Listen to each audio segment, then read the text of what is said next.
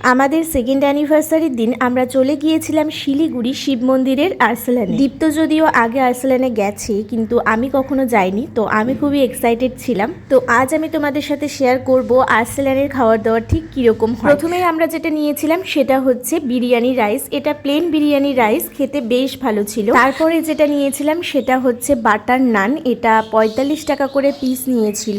সত্যি কথা বলতে এটা সব থেকে সুন্দর লেগেছিল যতগুলো খাওয়ার আমরা সেদিন খেয়েছিলাম। বাটার নান দিয়ে এই চিকেনের আইটেমটা খেতে দারুণ সুন্দর লাগছিল। এটা ওরাই আমাদের সাজেস্ট করেছিল। এটা ছিল বাটার টেংরি চিকেন। এর টেস্টটা দারুণ সুন্দর ছিল। বাটার নান দিয়ে এই চিকেনটা খেতে এত সুন্দর লাগছিল যে আমরা পরে আবার অর্ডার করেছিলাম। আর তারপরে নিয়েছিলাম আইসক্রিম। তবে কেন জানি না আইসক্রিমটা আমার অতটাও ভালো লাগেনি, কিন্তু বাকি খাবার দাবার ছিল অসাধারণ। সেদিন আইসক্রিমের সেরকম অপশনও ছিল না, হয়তো বা হতে পারে শীতকাল পড়ছে সেই জন্য। আমার মতো তোমরা যারা কখনো আর্সেলানে যাওনি তারা কিন্তু অবশ্যই একবার ভিজিট করতে পারো। তোমরা কে কোথায় আর্সেলানে গিয়েছো, খাবারের কোয়ালিটি কেমন সেখানকার আমার সাথে অবশ্যই শেয়ার করো।